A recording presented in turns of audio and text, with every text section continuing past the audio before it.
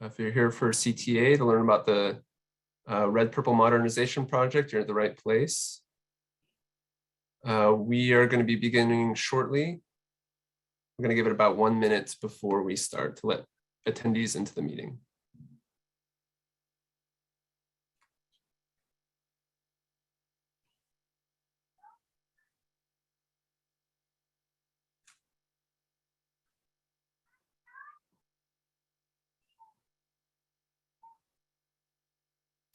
All right, looks like people are coming in. We're going to give it about another 30 seconds before we get started as we let more attendees into the meeting.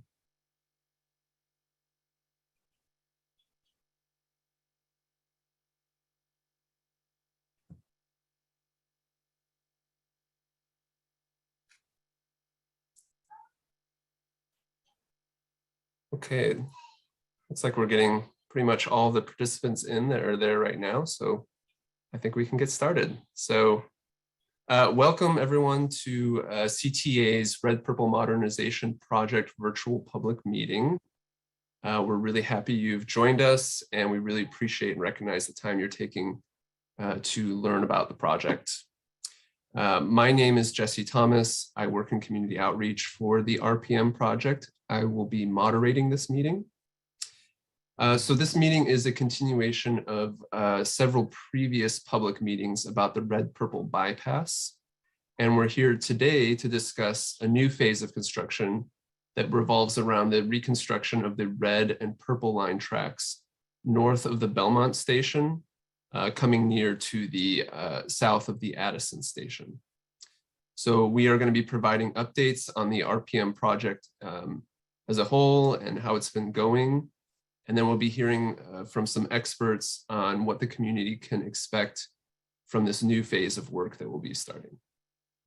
So before we get started on the presentation, I'm going to explain a little bit more about how this virtual meeting will work. As you can see, we are providing live sign language on screen. There's also a live transcript feature that Zoom provides, so you can use it in the controls down at the bottom if you would like this to be a live transcript on your screen. We are also going to be making a recording of this meeting and posting it on our website and sending it out to anyone who registered afterwards.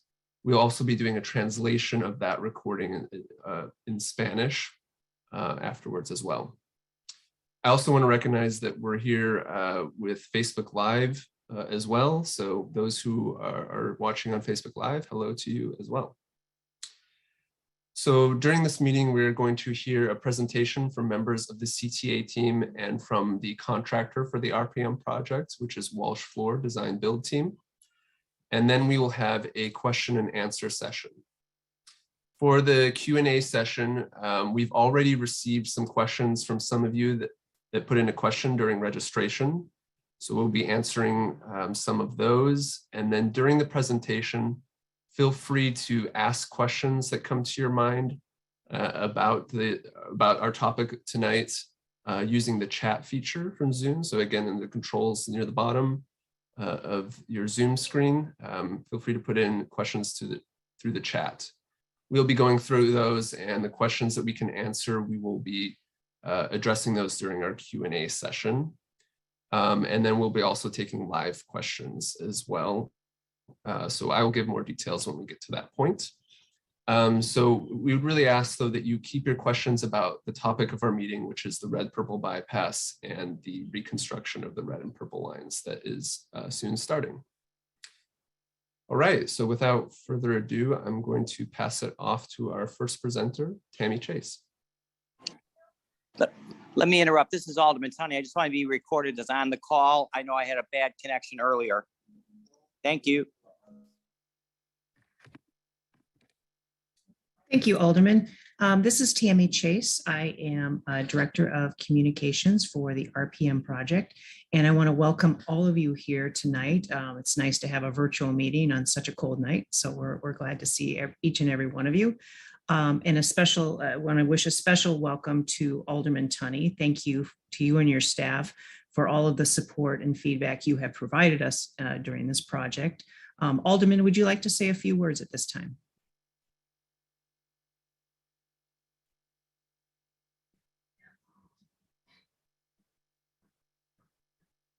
Okay. Well, with that, we have a lot of information to cover tonight, so we will get started. So tonight, as you know, we are here to talk about what we call the red-purple bypass project. But before we get into some of the details of the work that's been accomplished and work that is coming up, we want to do a quick reminder for all of you of just on what is the Red and Purple Modernization Project. The Red and Purple Modernization Project is actually going to be, is a multi-phase program to rebuild all of the red and purple lines between Belmont and Linden. However, we are only in phase one right now. That is what we are currently building. That phase one includes three major components, one of which is rebuilding 4 red line stations between Lawrence and Bryn Mawr to the north, as well as all of the track structures. All of those structures are 100 years old and in need of complete reconstruction. The second part of this, of course, is what we're here to talk about tonight, the red-purple bypass project, and we'll get into that more in a minute. And the third part is redoing our train signal system up and down the line. We have a 50-year-old signal system, and we're replacing all of that, which will improve service reliability and train efficiency. Next slide, please. All right. So as I mentioned, tonight we're here to talk about the red-purple bypass project, which of course includes the bypass, but what not everyone realizes is that there's additional modernization work that will begin now that we have completed the bypass. We'll get more into that now on the next slide. So here is a timeline that really captures where we have been and where we are going. So as you all know, we did complete the bypass in November. We put it into service and is now carrying Kimball-bound brown lines up and over red line tracks. We are now ready to start the next phase of work. We have red and purple line tracks in this area that are more than 100 years old, and we need to rebuild those century-old red and purple elevated track structures between Belmont and roughly Cornelia to the north. So what we'll be doing here is we will demolish and rebuild the southbound tracks first, southbound red and purple line tracks. And then once those are rebuilt, we will do the same on the northbound tracks. Additionally, during this period, we will continue to do significant upgrades to the brown line structure just north of Belmont, where it meets up with the red and purple line trains. Next. So before we had the red-purple bypass, our red, purple, and brown line trains had to stop and wait for each other, which contributed to chronic overcrowding on trains and platforms.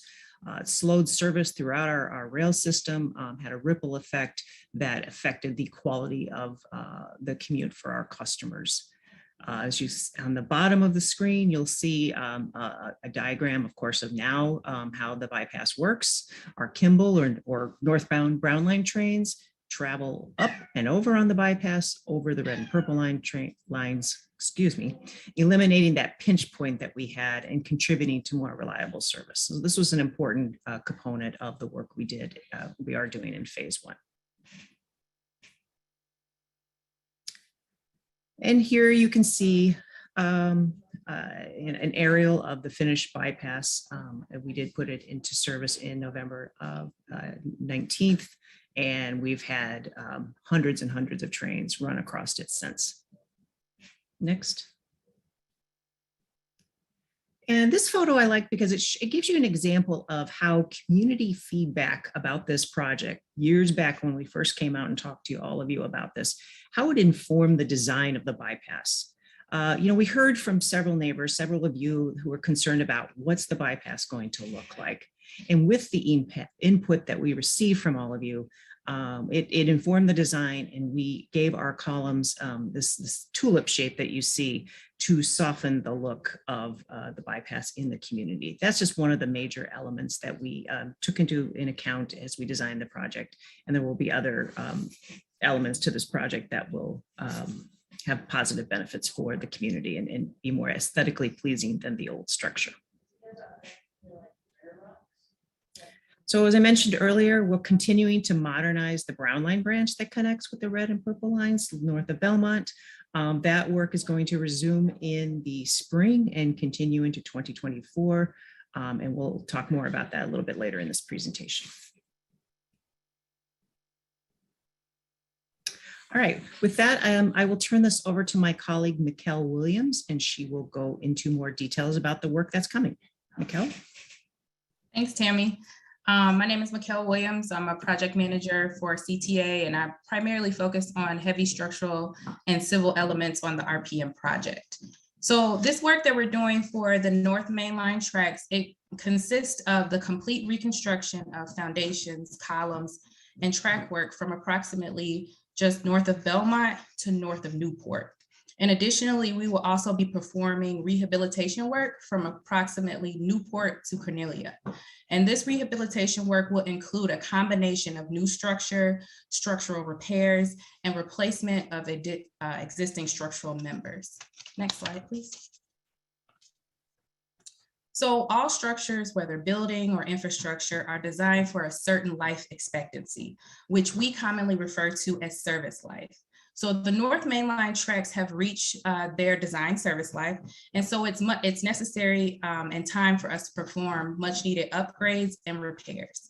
And one upgrade that this work will allow us to perform is to straighten out the track curve located at approximately Newport Avenue. Now, this coupled with new structural elements and the noise walls that we're going to install allows train traffic to operate quicker and quieter. Additionally, this work, along with the new bypass track, allows us to increase our train capacity. And this means that we as the CTA can provide better, more reliable service to our customers. Next slide, please. So this is a great picture to show the extent of the curve that we see on the North Main Line tracks. Similar to curves that you may encounter on roadways or bridges, it requires our trains to slow down to operate through that curve. So smoothing out this transition allows our trains to operate faster and more efficiently. Next slide. So this is a rendering that shows the new tracks at Newport from street level, and it gives you an idea of how the new structure is going to interact with the community. You can see that the reconstruction work will not only include structural upgrades, but will also include upgraded lighting and noise barriers. Next slide. This is an additional rendering looking north at street level on Clark Street. And so you can see the integration of the new bypass track along with the new North Main Line tracks. And our design intent was to integrate some of the aesthetic upgrades that you see currently installed on the bypass to the North Main Line tracks as well. So the wave pattern that you see on the noise barriers for the bypass track will also be integrated into the North Main Line tracks.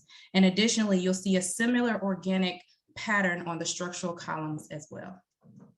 Next slide. And I will turn it over to our contractor, Don Henry from Walsh Floor. Good evening, everybody. As Mikkel said, my name is Don Henry. I'm the construction manager for the RPB area for Walsh Floor. We get into the preparation work. Next slide, there you go. As Mikkel said, in order to straighten out that existing track curve, this historic 130-year-old building, 1,000-ton Caltravas building had to be relocated. As you can see, we rolled it to the west 30 feet in order to straighten out that track.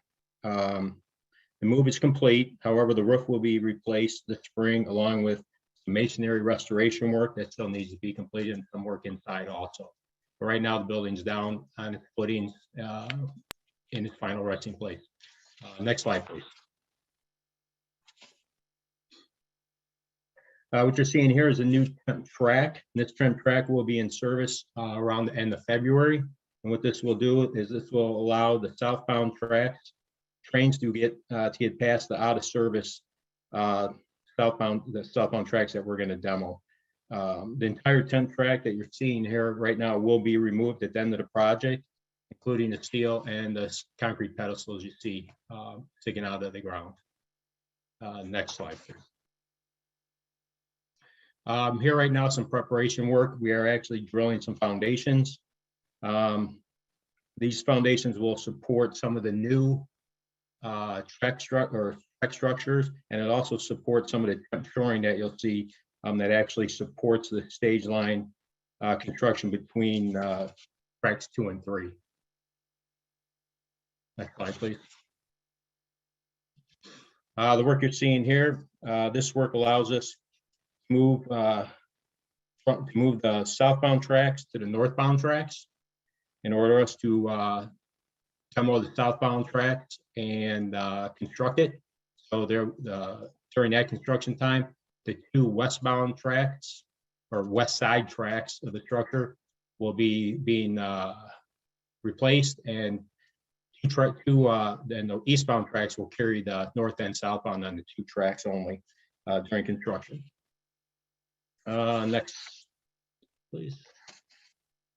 Reconstruction process impacts. The next slide, please.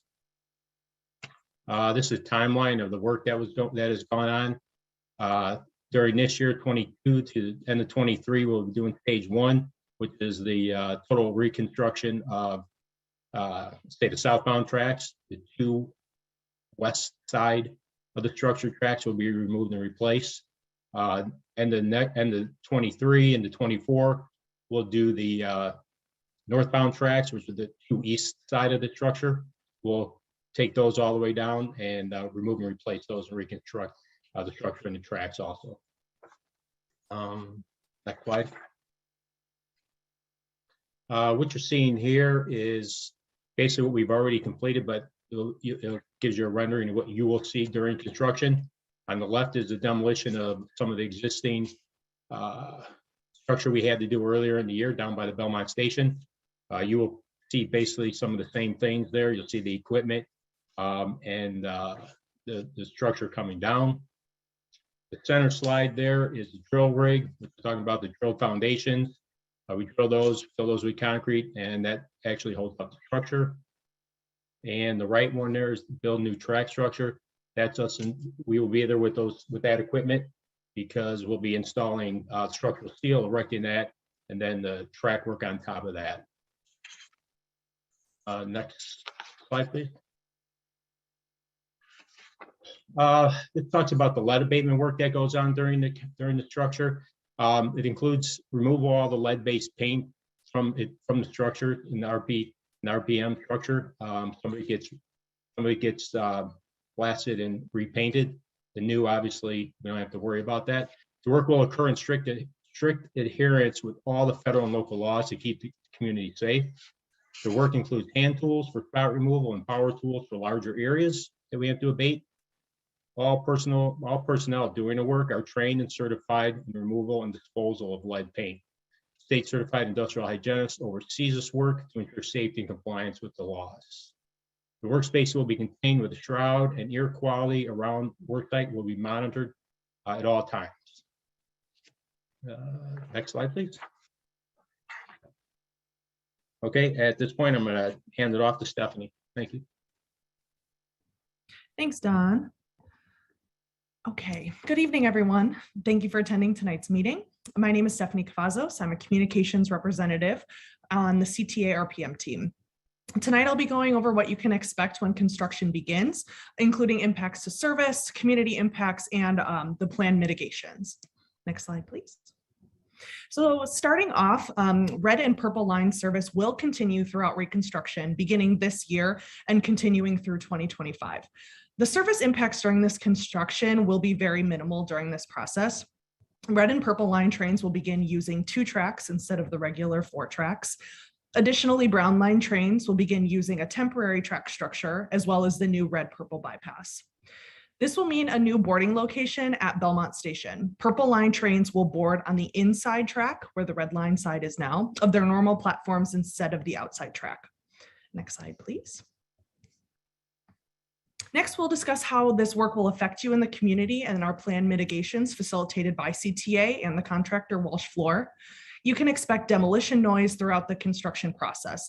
We will inform you of upcoming work so that you can plan ahead. You can also expect overnight and weekend work during this process. In order to accomplish the most work in the fastest amount of time, work needs to occur when CTA rail service is the least busy, which typically happens in nights and weekends. Regular planned street closures will impact Cornelia, Newport, Clark, Roscoe, and school streets. Alley closures will be expected to affect the alleys under the CTA tracks from Cornelia to Belmont. Planned mitigations include adding noise blankets on fences and ensuring that no more than one major street is closed and no more than 2 alleys are closed at a time. Alternative parking for affected residents will be provided by the contractor Welsh Floor, who will also ensure that garbage pickup will be maintained. Next slide, please. And to elaborate a little bit more on what overnight work and the noise impacts means, the loud noise and vibration will come from work, including driving sheet piles, running heavy machinery, and other demolition activities. Though some work will be required to follow a 24/7 schedule, the contractor performs the noisiest activities during the daytime hours whenever possible. Noise mitigation techniques such as the use of sound blankets and sound barriers will be implemented as needed. All loud activities will be monitored to be within limitations set by the contract, which is 90 decibels during daytime and 80 decibels at nighttime. Next slide, please. During construction, we will keep you informed with regular updates. We will continue hosting virtual town halls, small community meetings, and our monthly virtual office hours. Construction activity notices, referred to as CANs, both paper and digital, will continue to be posted as soon as possible. You can also sign up for CTA service alerts, as well as the RPM Scoop, which is our weekly construction project summary newsletter that is sent every Friday. And be sure to follow us on Facebook, Twitter, and Instagram at CTA RPM for the latest. And lastly, you can also visit the RPM Community Office, which is at 5137 North Broadway on Mondays, Wednesdays, and Fridays from 10 a.m. to 5 p.m. or by appointment.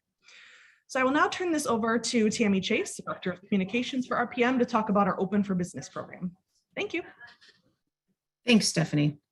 So an important part of supporting the Lakeview East community during construction is promoting local bars and restaurants, shops, entertainment, and other small business venues throughout construction. And of course, as we all know, in addition to the challenges of construction that small businesses face, they're facing enormous pressures from the pandemic that will never end, it feels like, as well as recent incidents of crime. So we are very sympathetic and supportive of local businesses, and we're doing all that we can to make sure that we are promoting local.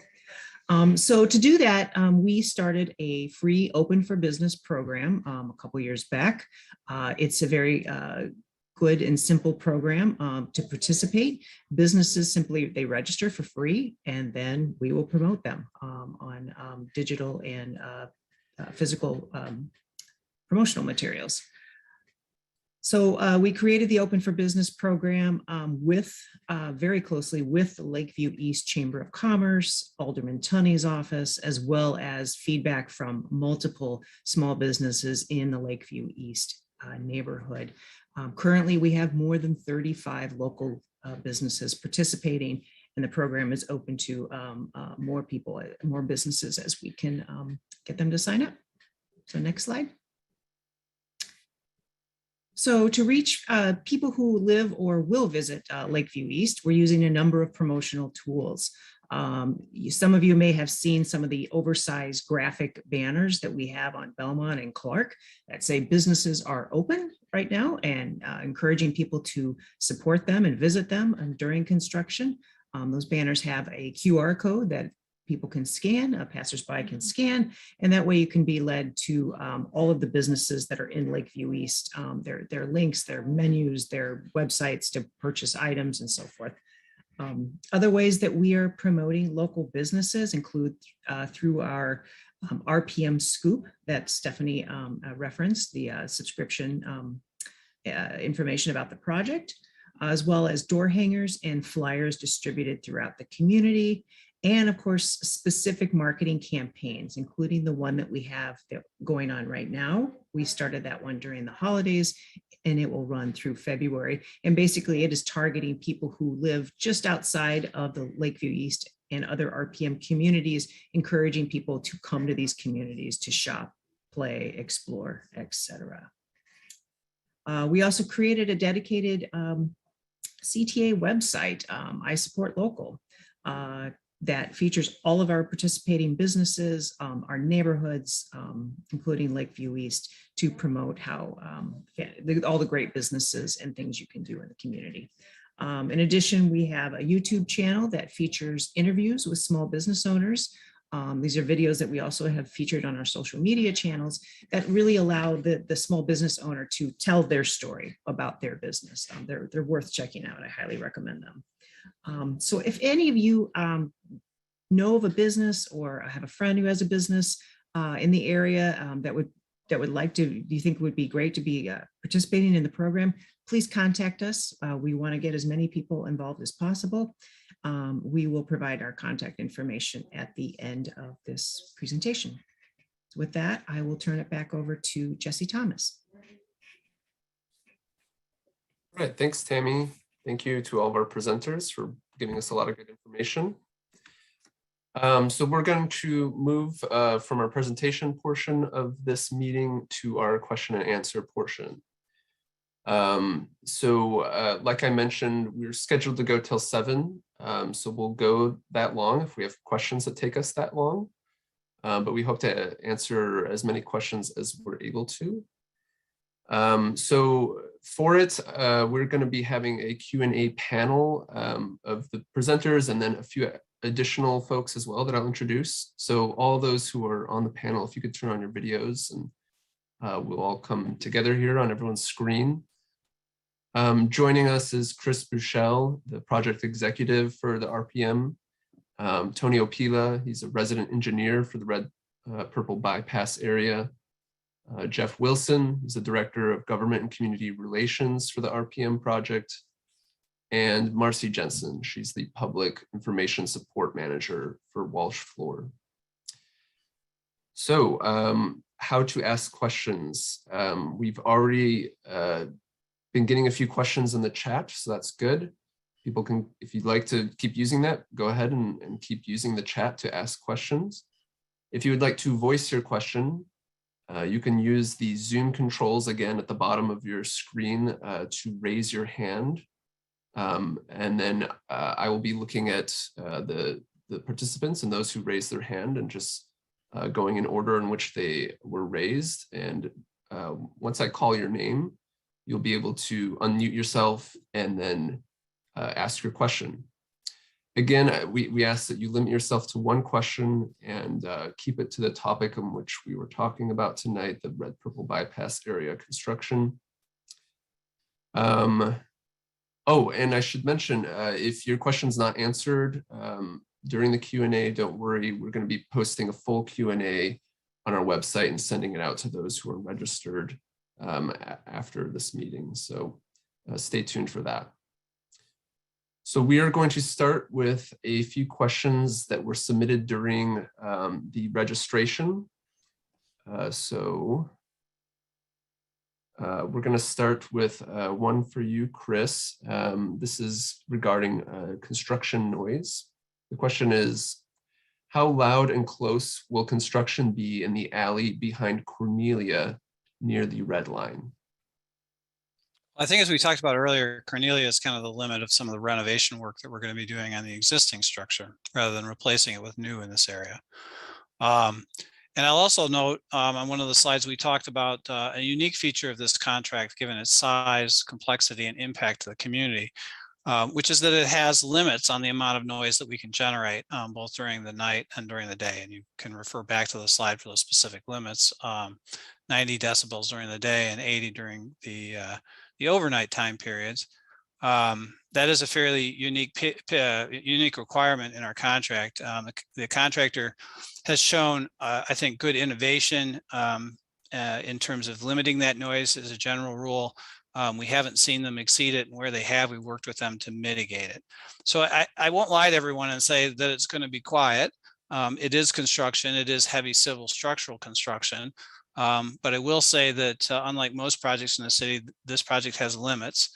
We have been able to work with the contractor to stay within those limits. I will tell you that these are not instantaneous decibels. They are 1 hour LEQs. I'll leave that rather than explain it to everyone If there are some real questions about it, we can try to answer it later, but it is a different way of measuring sound, and it is something of an average over a certain time period rather than an instantaneous sound that you may take on an application that you would put on your phone. It's also a highly calibrated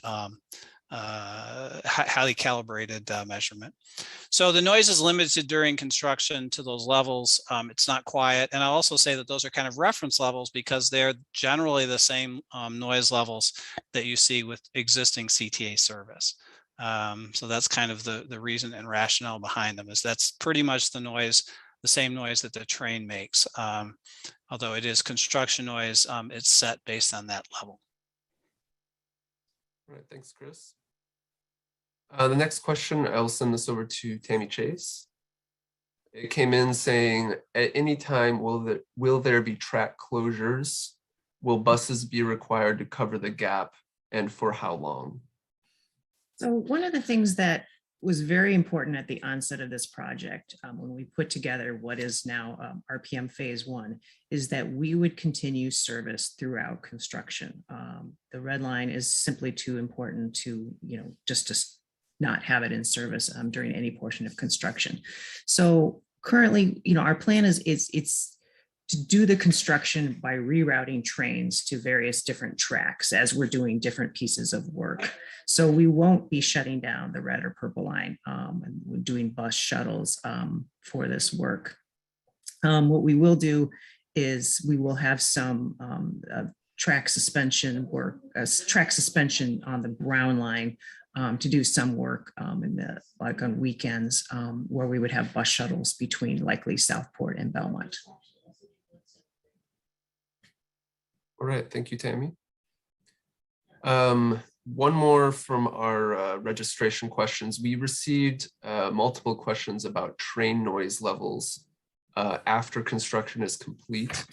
I'll turn this over to you again, Chris. The question is, how will the noise from trains change and why? So as a general rule, there's a pretty simple answer to this question, which is the noise, as we complete construction and improve the structure, the noise levels will not increase. And you saw in one of the earlier slides where we said, as we put in the concrete structure with the closed deck, replacing the older open decked steel structure, that the noise will be less. There'll be a reduced noise as a result of those modernized structures. So that's certainly true depending on where you may sit in regard to the project. But also as a general rule, the reason that we're putting in these new structures to modernize the CTA is to build for service over the next 100 years.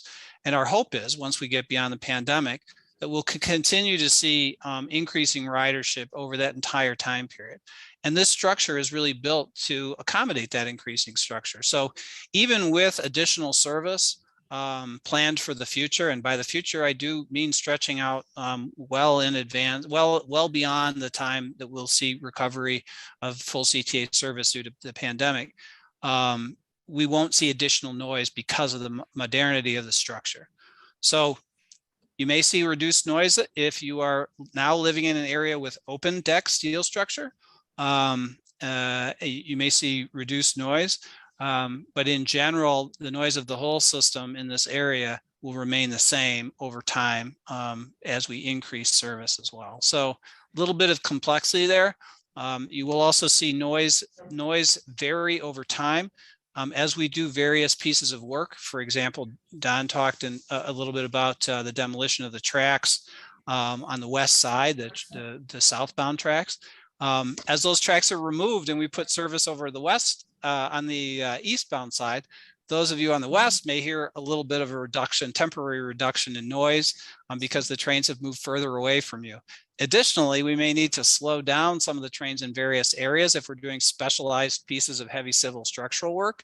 If, say, the allowed speeds in the area are 35 miles an hour, we may reduce to 25, or if it's 25, we may reduce temporarily to 15. You'll also see a reduction in noise associated with that as we're doing the work. But ultimately, kind of between now and 2025, the noise levels will be in fluctuation relative to the trains. As we reach the completion of the project, the noise levels ultimately won't increase. And in some areas, depending on what your relationship is to the track, you may see a decrease. So no increases, and you could see a decrease is an answer to the question of how will the work ultimately affect the noise that's generated by the CTA over time. Okay, thank you, Chris.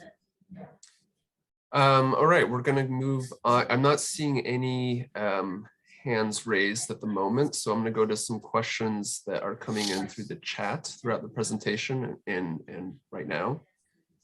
So the first one, I'm going to actually stick with you, Chris, on this one. Will there be places to sit at the Belmont platforms?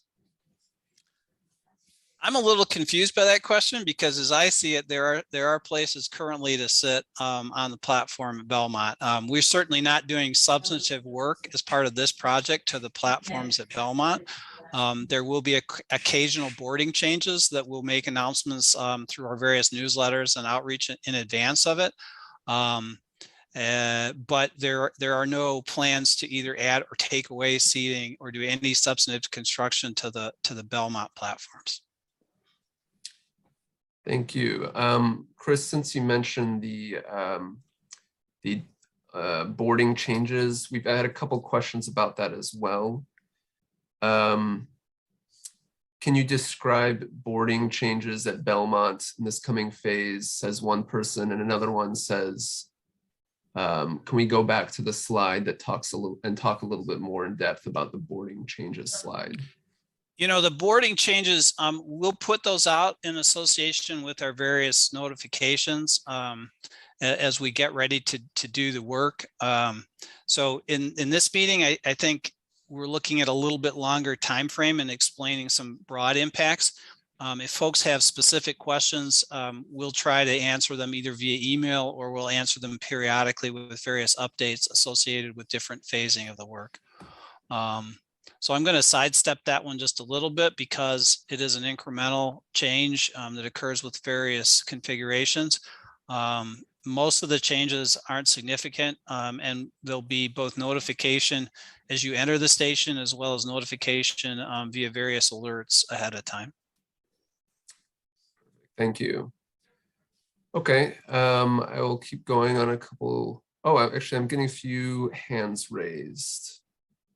Looks like first one is from Kathy Powers, if you want to go ahead and unmute. What I was going to say is there is no seating at Belmont. There's no seating at Fullerton. Sometimes I've had to stand for 40 minutes when there's been delays with the red line. There is no seating up there. Kathy, I'm very sorry that there's no accommodations for you at that station. And if it doesn't work for you or there's issues, I won't disagree. I'll only say that we're not making any changes to that station as part of this project. All right.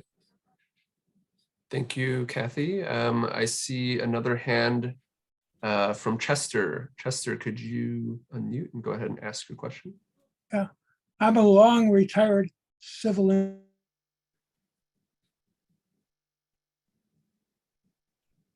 Ooh, Chester, I'm not hearing you. Are people hearing him? No.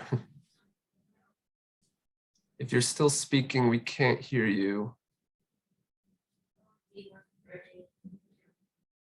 Chester, why don't we come back to Chester? Give him another try. Yes. If you need to refresh or something, go ahead and raise your hand again once you make an adjustment. It's like you're unmuted. Can you? No. Okay. Raise your hand again, Chester, if you want to come back. Try again. Sorry about that. Okay, I'm going to go back to a couple questions we've been getting in the chat. I've got two here I want to send over to Dawn. The first one here about the structure of the new tracks being built.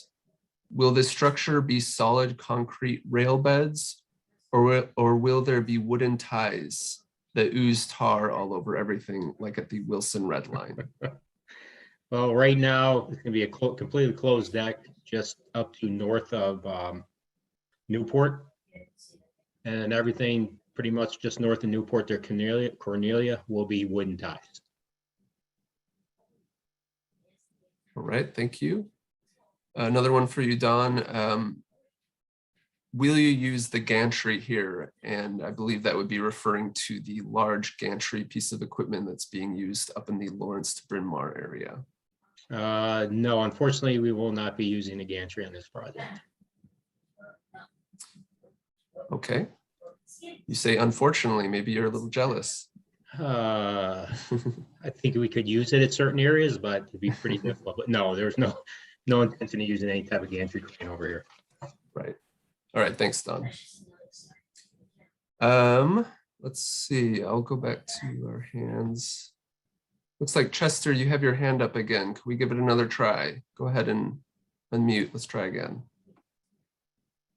Can you hear me? Yes. Okay, I'm a long retired civil engineer, worked for the city, and I was astounded at the size of the caissons used for your structure. I believe there were 11-foot diameter, 55 feet deep. And I said, out of curiosity, how many truckloads required to form those caissons? Extraordinary. Let me try and summarize, Chester. You're going a little in and out. I got what he was asking. Go ahead. So, Chester, the caissons that we drilled for that you already saw up north by or south by Belmont, those were twice as large as the ones we're going to drill for this next section. The one we're drilling for the main line for both sections for northbound and southbound are basically between 4 and 5 foot diameters. I'm going to tell you it's about 80 to 90 yards of concrete, which is basically about 8 or 9 trucks.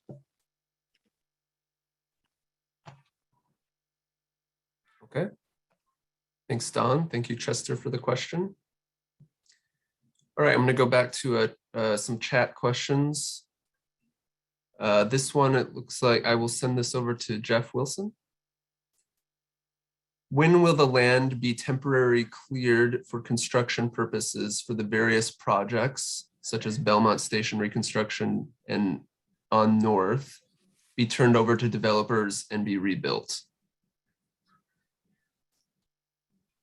Thank you, Jesse. So part of the land that is being utilized right now for the contractor to actually use for storage and equipment will be in use throughout the rest of the contract. So basically up until 2025. So when the project starts coming to an end is when we're going to start reaching out to different developers and the aldermen and the elected officials to work with the TOD report, which is a report. The Transit-Oriented Development Report is a report that the CTA had commissioned at the beginning of this project for the best use of that land. And that was with community input and elected officials input. And I can provide you with that link to the full report if you'd like. Just send me your email address and I'd be more than happy to send you the report. But as the project comes towards the end, is when we'll start looking at soliciting the RFPs for the land. Yeah, I would just also like to add to what Jeff said. We were happy to send you the report, but they are posted online on our website at transitchicago.com/RPM. You can see all of the potential developable parcels of land and the proposed uses for them, the types of development. And again, as Jeff said, that this was done with community input, with real estate developer experts, weighing in on what could really be built on these parcels. So it's definitely something we've committed to, and I encourage you to take a look at the report. All right, thank you, Jeff and Tammy, for the answer. All right, this next one I'm going to pass over to Tony. The question is, will all the tracks between Belmont and Addison be less than 100 years old when completed, or will there still be some century-old track remaining?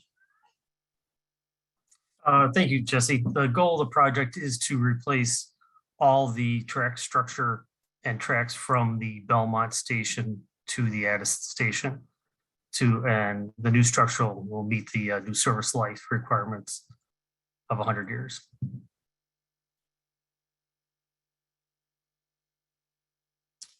Okay. The next question I will send over to Tammy. I am curious if we have an RPM phase 2 in the works as well. Is CTA going to consider replacing the Sheridan S curve? Yeah, we actually get that question a lot. Sheridan is a very special station to the CTA and the infrastructure team. In all seriousness, yes, as I mentioned at the beginning of the presentation, the RPM program is multiple phases. It is all of the stations and tracks between Belmont on the south and Linden and Wilmette on the north, except for the Wilson station, which was rebuilt a few years ago. And because of the magnitude of the project, we have to do it in multiple phases. The future phases of RPM is currently under study right now. CTA is working with a consultant to look at all of the aspects of what the future phases should be, what makes sense to build, which pieces should be built at different points, how would we fund it? So with Sheridan has a number of challenges. The curve, as you noted, is one of them. That's something that, of course, slows train speeds and affects service reliability. The location of the station itself, which is right in the middle and attached to adjacent buildings, that is a major factor. That's a complicated project. It will be rebuilt in a future phase. I can't tell you yet what will happen to the curve. Well, will there be a new station? Will there be some attempt to rebuild it in the existing location? There's a lot of really complicated questions to be answered and a lot to be analyzed, but I can tell you it will be rebuilt in a future phase. And we are aware of the many shortcomings of that station and the frustrations for our customers. All right, thank you. We have no other people raising their hand right now, so I'll keep going in the chat. Couple questions here. I'll start with one. I guess I'll send this over to Don and Tony to kind of tag team this one. It says, aside from the lead paint mitigation, what other work is being done on the brown line portion?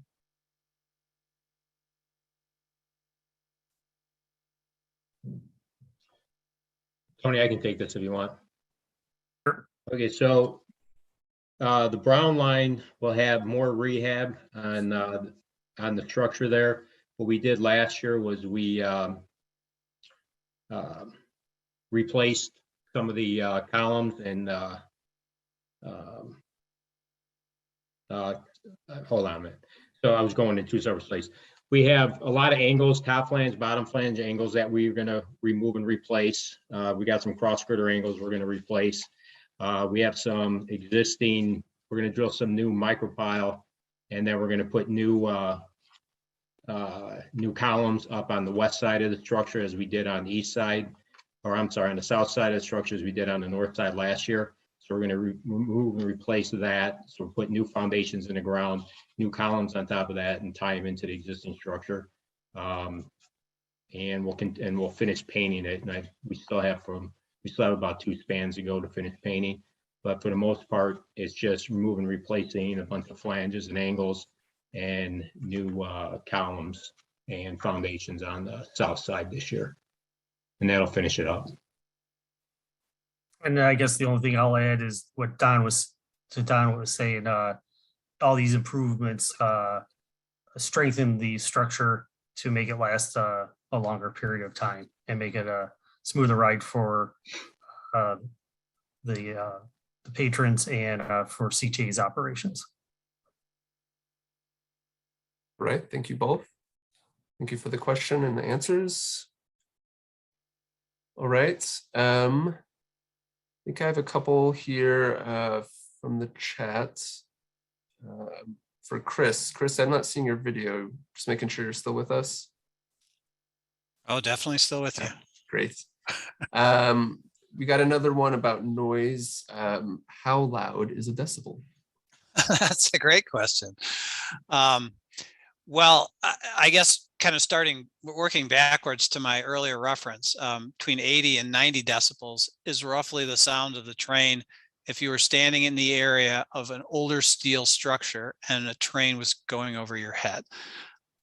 That's when I say decibels in this case, I mean an average over an hour. So the instantaneous reading as a train is directly over your head, probably higher. So let's say in the neighborhood of 80 to 100 in an instantaneous level, 80 to 90, depending on day, night, frequency of trains over a course of an hour, when taken as an average or an equivalent energy level over time, over an hour in this case. So 1 decibel is probably something that to most of us, unless we're highly skilled sound engineers or highly trained musicians, is probably not discernible. So 1 decibel level, one may not even be able to, under ordinary circumstances, hear that. Maybe it would be the sound that your watch would make if you put it a couple inches away from your ear and you had pretty good hearing. Most people can hear the difference of about 3 to 4 decibels. So that's kind of the threshold of really being able to hear a sound for most of us. And then it would go up to some of the louder things that you would experience at an airport, underneath a CTA structure when the train goes over, in the area of a highway, rolling down your windows as you're driving down the highway, something on that level. So Kathy, I don't know that I can give you a good description of exactly what a decibel is, but it is a measure of sound and ultimately a measure of energy, which is one reason why we can take it as an average over time. It is a little complicated and nonlinear because it's actually logarithmic. And I'm not going to attempt in a public meeting to explain how a logarithmic measure works. I think I get in way over my head. But if you really have further questions on it, please put them in the chat and we'll endeavor to answer them online. I'll get an expert who knows more about logarithms than I do. Maybe Don, are you good with logarithms? No, you don't have your slide rule with you. All right. Sorry, I can't be more specific than that, Kathy. Okay, thanks, Chris. Thanks, Kathy, for the question. I think I'll stick with you, Chris, and then if anyone else wants to chime in on this one as well, feel free. This question is also about the structure of the new tracks being built, the new track structure. With the closed deck configuration, what considerations have been given for water runoff and snow accumulation? Oh no, we have an engineer in the audience. We have more than one engineer. I think we've already, we have one that we talked about with the concrete. So it is actually a complicating factor. There's a lot of benefits to a closed deck structure. With the concrete plinths and the concrete fasteners and some other features of the rail, it is a smoother ride. It's a quieter ride both to our passengers as well as the community, at least directly below it, even when rail service is increased. But it does have some increased complications to us at the CTA, one of which is snow removal. Although I'll tell you that at the CTA we follow our primary way of removing snow is with existing service. Each existing train has a little plow on the front of it. And the way that those trains run and how the frequency with which they run is generally our best tool to removing snow. There are some circumstances on ballasted track that would be to the north of here or on some of the expressways where we would actually use a special piece of heavy equipment on the overnight to remove snow, basically a huge train operated snowblower that some of you may have seen out there. And then we have smaller tools that are called brooms, and we use them in the course of track maintenance, really to dress the ballast and to configure the ballast in a certain way. But then in the wintertime, we'll also use those brooms, which again are kind of big pieces of equipment that have brooms on the front of them is what I would call them. Those can also be used for removing snow on the overnight in various places. We mostly use them in the yards right now, but if we had to, we could use them in other places. On places like the bypass or the overpass, on places like the track that we're going to build under the bypass up to Cornelia, that type of structure has drainage with it as well. So it drains down, and in some cases it drains into a retainage system that's located under the tracks before it drains into another type of system. In other cases up north where we're doing the segmented box girder, that retainage system will actually be the existing structure, the existing embankment that remains. That embankment will retain the water before it ultimately makes its way into the city and MWRD's recycling system for stormwater. So I hope that answers your question. Well thought out. I'll tell you, I spent a lot of time thinking about drainage as we were getting going on the design of this project. It was a real concern of mine and a detail that we worked on extensively to A, make sure we got it right, to maximize the service life of the track, and B, to make sure we weren't impacting any of the streets, buildings, or businesses in the area. Right. Thank you, Chris. Chris says thank you for the answer. I should say question. The question, Chris, thanks the answer, Chris. Okay. I am not seeing anyone else with their hand raised. We have only a couple minutes left before 7. I'm not seeing additional questions that we can answer in the chat. So I guess we'll give it a minute. If anyone has any last questions, feel free to raise your hand or submit it in the chat.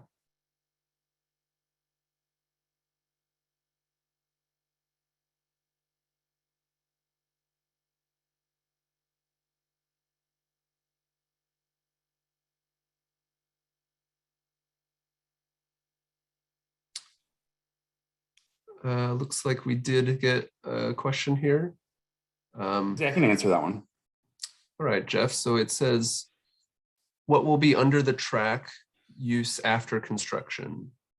So at different locations with regards to where we're doing the construction and where the track is available for either public use or CTA usage, we're going to be working closely with the community and the elected officials, the aldermen specifically, to find out what the best use for that space could possibly be for the community and CTA.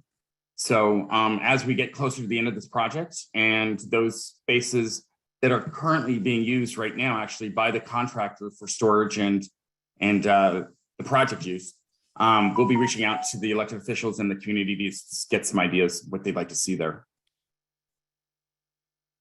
Great, thanks, Jeff. Seeing about 1 minute before 7, if there's any, let's do one more question if there is one. Again, feel free to raise your hand or submit through the chat.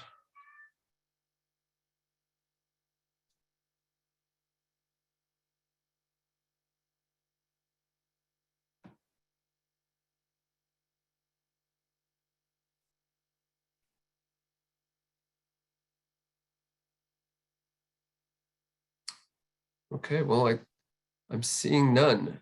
So we're going to close out the meeting now. Thank you again for all those who have come tonight and taken the time to learn about this new phase of construction and just the RPM project in general. We appreciate your engagement and want to keep engaging with you all. So on this slide, you can see there's a few ways to get involved in staying informed with what we do in RPM and our communication channels that we have. So, of course, our website, transitchicago.com/RPM, and then the red and purple line service updates that come from transitchicago.com/updates. Those are really good tools to be keeping in touch with. We have our email address here, rpm@transitchicago.com. We again implore you to sign up for alerts. That is the best way to know exactly what's going on in terms of construction and impacts to the community on a day-to-day basis. You can sign up for those, and please take a look at the different zones that we have. These are locations that are give you alerts specific to those locations where you want to get information about. So pay attention to that as you sign up for alerts, and feel free to call us. We have a hotline number, and we'll get back to that. Both that and the email is a real live person that sees those. We'll get back to you with answers at the best that we can. Just on the topic of answers, like I said before, if your question did not get answered, or if you want to just review the questions and answers, we will be sending those out along with this presentation. It'll be posted to our YouTube, and like I mentioned, with the Spanish translation. Please follow us on Facebook, Twitter, Instagram. We are posting updates about construction, interesting things, information about the businesses in the community all the time. So a lot of great information to get those or from our social media accounts. So again, everyone, thank you. We hope you have a great evening. Take care. Thanks, Jesse. Thanks, Jesse. Thanks, everybody.